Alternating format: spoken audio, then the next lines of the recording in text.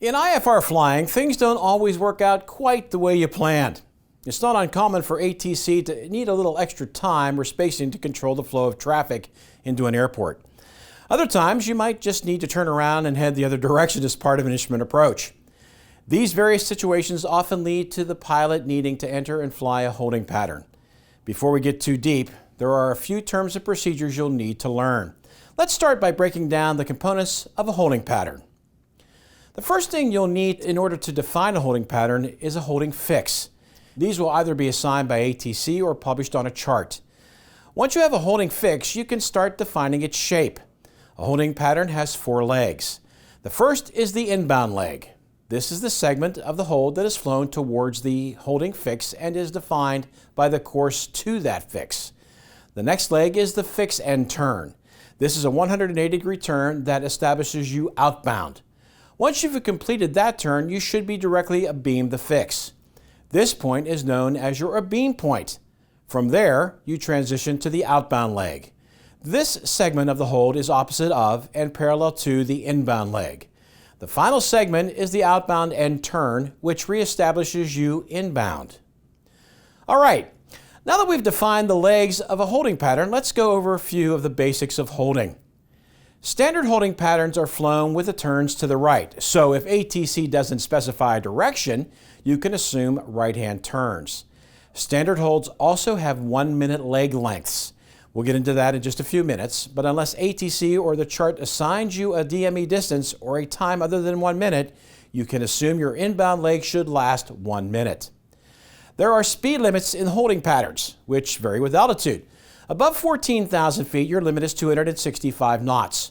From 6,001 to 14,000 feet, the limit is 230 knots. And at 6,000 feet and below, your speed limit is 200 knots. You shouldn't have to worry about any of these speeds in a Cessna 172, though. Holding instructions can be depicted on charts or assigned by ATC.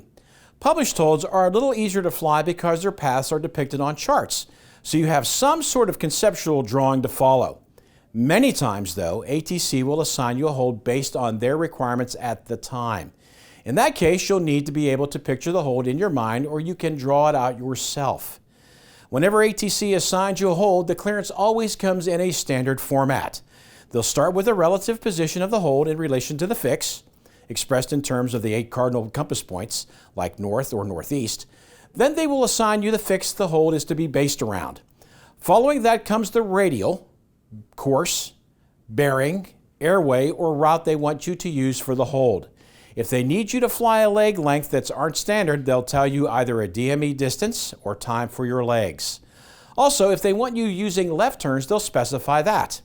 Otherwise, you will just be flying a right-handed pattern. Finally, ATC will give you an EFC or expect further clearance time. This time will be used in case your radios fail in the middle of the hold. It will be the time when you can safely depart the hold if you lose radio contact. Let's take a look at a couple of examples to help this all make sense. Riddle 417, hold north of the Ormond Beach VOR, 340-degree radial, expect further clearance at 2030 Zulu.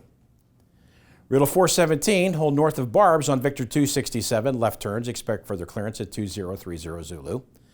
Riddle 417, hold north of SEPTA as published, expect further clearance at 2030 Zulu. Now that you know what a holding pattern looks like, it's time to learn how to enter one. The FAA recommends 3 holding pattern entry methods: teardrop, parallel, and direct. The entry type is determined by the location of the aircraft with respect to the fix and the holding course. The simplest way to visualize the entry method is to divide the holding pattern into 3 distinct sectors. The sectors are divided by the inbound leg and another segment, 70 degrees off of that, toward the side the hold is on. Every entry begins with the aircraft tracking directly towards the fix. Once you reach the fix, your flight path will depend upon the entry method used. The first and most common entry method is the direct entry. If you are positioned anywhere in this quadrant relative to the fix and hold, your most efficient entry method is direct. Flying a direct entry is actually pretty simple. First, fly directly towards the fix.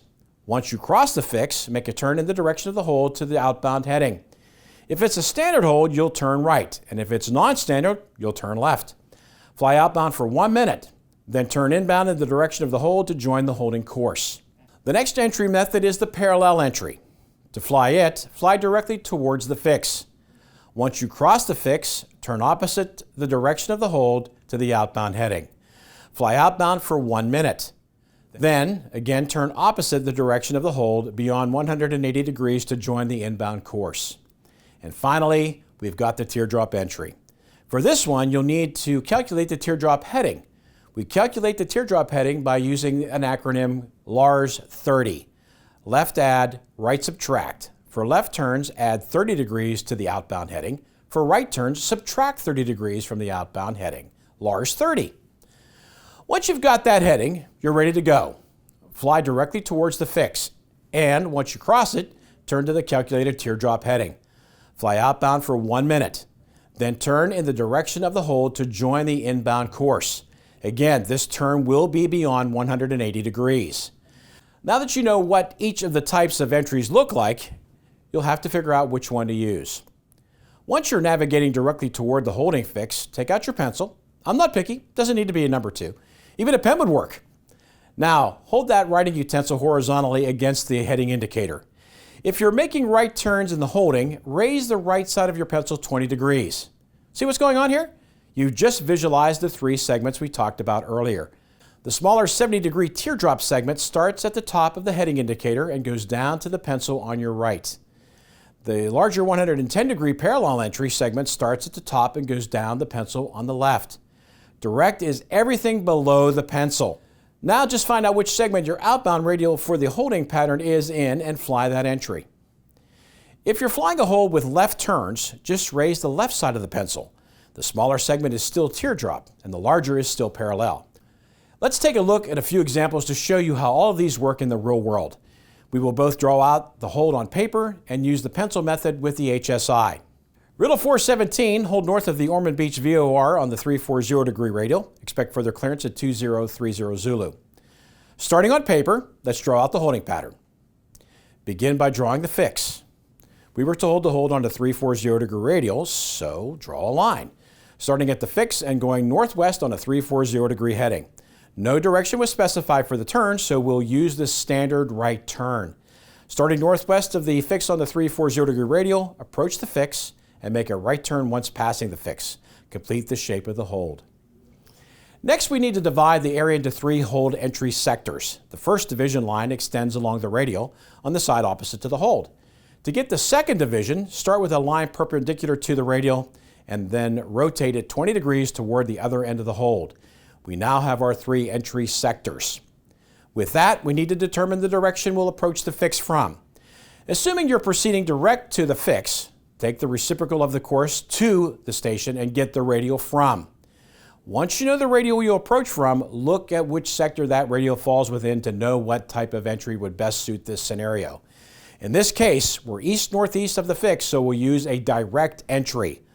Follow the direct entry procedure to get established in the hold. Let's cover the same example using the pencil method. Proceed direct to the fix. Place a pencil horizontally on the HSI with the right side lifted 20 degrees, since we're performing right turns.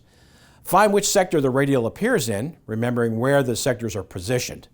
Again, we see that direct is the most logical entry method to use. Riddle 419, hold north of barbs on Victor 267, left turns, expect further clearance at 2030 Zulu. Looking on the en route charts, Victor 267 follows the 355 radial from Orlando, so that's the radial we'll be using to hold on. We'll be making left turns after passing the fix. Divide the area into 3 sectors. Determine the direction you'll be approaching the fix from. In this example, let's say we're approaching from the southwest. Looks like a teardrop entry would be the most appropriate at this time. Follow the procedure for a teardrop entry. Now for the pencil method. Proceed direct to the fix. We'll be making left turns, so lift the left side of the pencil. The 355 radial appears to be in the teardrop sector. Riddle 419, hold northwest of Mambo as published, expect further clearance at 2030 Zulu.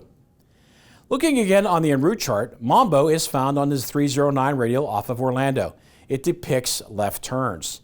Let's draw the hold out. Now we'll draw the entry sectors. Let's say we're approaching from the fix from the east-northeast. What kind of entry should we do? From the east-northeast, a parallel entry would be the most appropriate. Now for the pencil. Again, a parallel entry would be the most appropriate. That's enough material for now. In a future lesson, we'll cover how to actually fly the hold and correct for wind drift.